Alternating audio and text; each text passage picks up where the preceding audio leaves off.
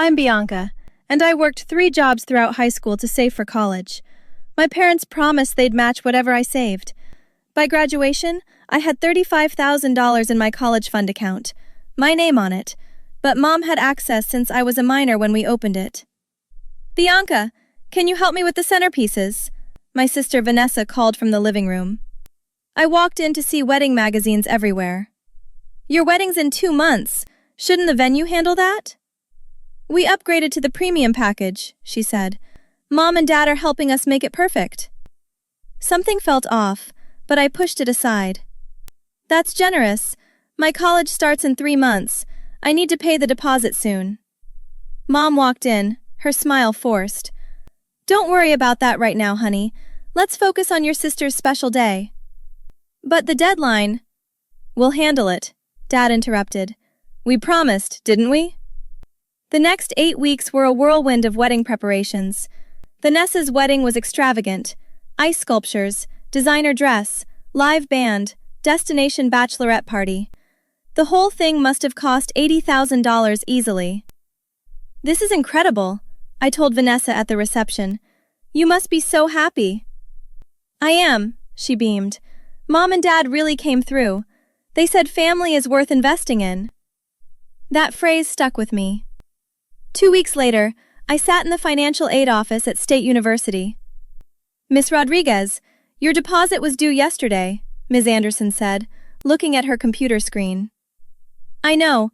I'm transferring the money today, I assured her. My parents and I have it saved. You'll need to pay by end of business Friday, or we'll have to give your spot to someone on the wait list.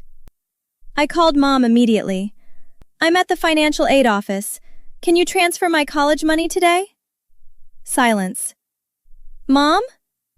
Bianca, we need to talk about this at home. My stomach dropped. Talk about what? It's my money. I need it now. Just come home. Your father and I will explain everything. I drove home in a daze, my hands shaking. Dad was waiting in the kitchen with Mom when I arrived. Neither would meet my eyes.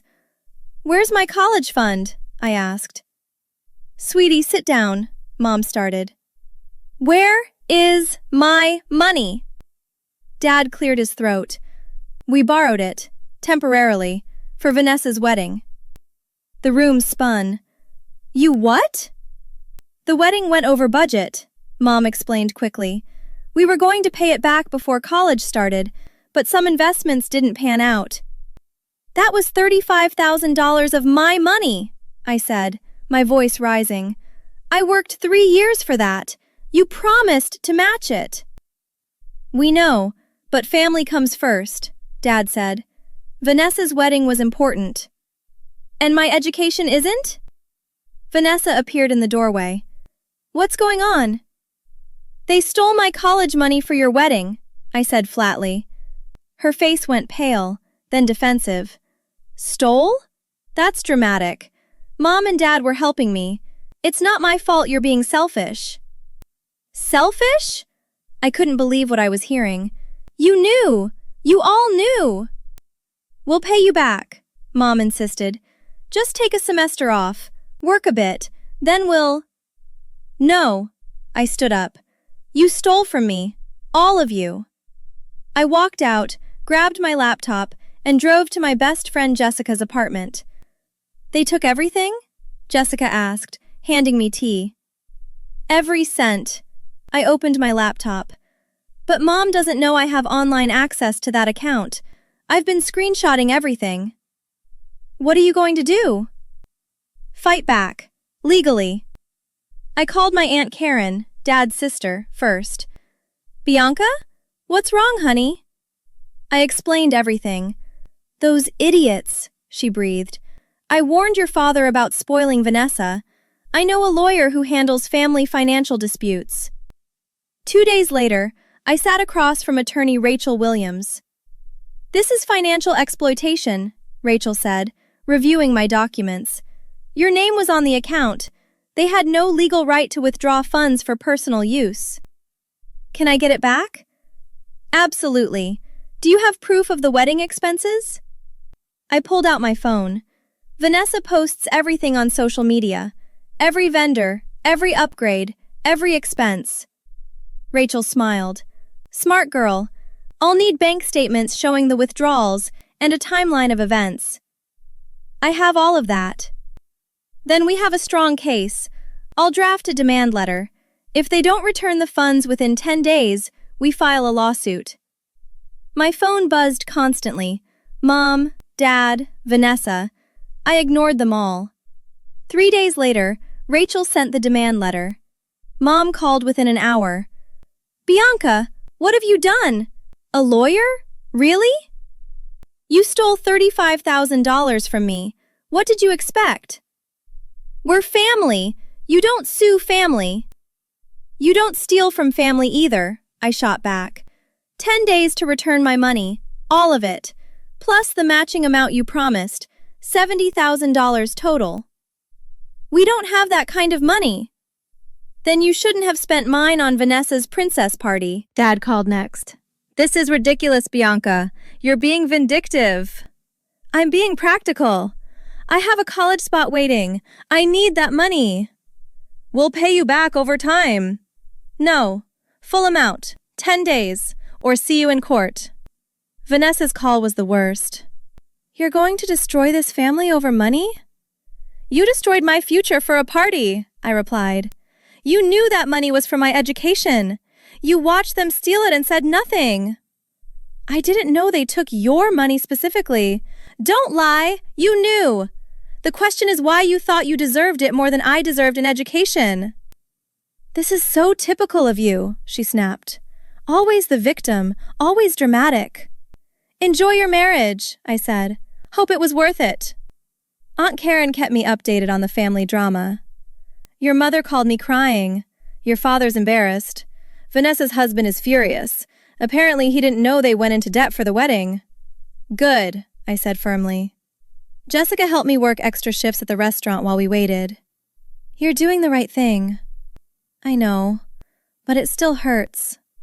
Ms. Anderson granted me an extension after I showed her the legal documents. I'm sorry you're going through this. We'll hold your spot. On day 8, my phone rang from an unknown number. Is this Bianca Rodriguez? Yes? This is Thomas Bennett, attorney for Patricia and Richard Rodriguez. My clients would like to discuss a settlement. I smiled. I'll have my attorney contact you. The mediation happened at Rachel's office. Mom and Dad sat across from me with their lawyer. Vanessa wasn't there. Apparently her husband forbade it. Let's begin, Rachel said. My client is owed $70,000. Her initial savings plus the promised matching contribution. That's unreasonable, Mr. Bennett argued. My clients admit they made an error in judgment, but... An error? I interrupted. They committed theft. Let's be clear. Mom started crying. Bianca, please. We're your parents. We made a mistake. You made a choice, I corrected. You chose Vanessa over me. Own it. Dad leaned forward. We don't have $70,000 in liquid assets. The wedding depleted our savings. That's not my problem, I said coldly. You spent my money. Figure it out. Perhaps a payment plan, Mr. Bennett started. No, Rachel cut in. Full payment within 30 days or we proceed with litigation. My client has already been significantly harmed. We'll have to take out loans, Dad said quietly. Should have thought of that before throwing an $80,000 wedding, I replied. Mom looked at me with red eyes. When did you become so cold? When my parents stole from me, I said. When my sister threw a tantrum and you funded it with my future. We'll pay, Dad said suddenly. We'll take out a home equity loan. Just stop this. It's not madness, Dad. It's consequences. Rachel pulled out a document. I've drafted a settlement agreement. Your clients pay $70,000 within 30 days. In addition, they sign a promissory note acknowledging the debt. If they miss the deadline, the amount increases to $85,000. Mr. Bennett reviewed it. This is harsh. So is stealing from your child, Rachel countered. There's one more thing, I added. I want it in writing that this was not a gift. that you took my money without permission." Mom looked horrified. "That's humiliating." "So is begging the financial aid office for extensions." Dad picked up the pen. "Fine, we'll sign." "Richard, no," Mom started. "We did this, Patricia," Dad said heavily. "We destroyed her trust. The least we can do is make it right financially." They signed. Aunt Karen called me that night. "Your mother is devastated." "Good." "Bianca, no, Aunt Karen. They devastated me first. They chose Vanessa's Instagram perfect wedding over my entire future." "You're right," she sighed. "I'm proud of you. You handled this like an adult." Vanessa sent a long text. "I hope you're happy. Mom and Dad have to refinance the house because of you. All because you couldn't wait a few months." I didn't respond. Jessica read it over my shoulder. "She's delusional." "She always has been," I said. "Princess Vanessa, who gets everything she wants." 28 days later, I sat in Rachel's office with Aunt Karen beside me. "The wire transfer cleared this morning," Rachel announced. "All $70,000. It's in your new account, one they have no access to." "It's really over?" I asked. "Almost. They're bringing the signed documents today." When Mom and Dad arrived, they looked 10 years older. "Hello, Bianca," Dad said stiffly. "Mr. and Mrs. Rodriguez," Rachel greeted them. "Please sit. We have the final paperwork." Mr. Bennett placed documents on the table. The promissory note, signed and notarized, the acknowledgement of unauthorized withdrawal, and a release agreement. "My client won't sign a release preventing future legal action until all terms are confirmed met," Rachel said. "The money is transferred," Mr. Bennett confirmed.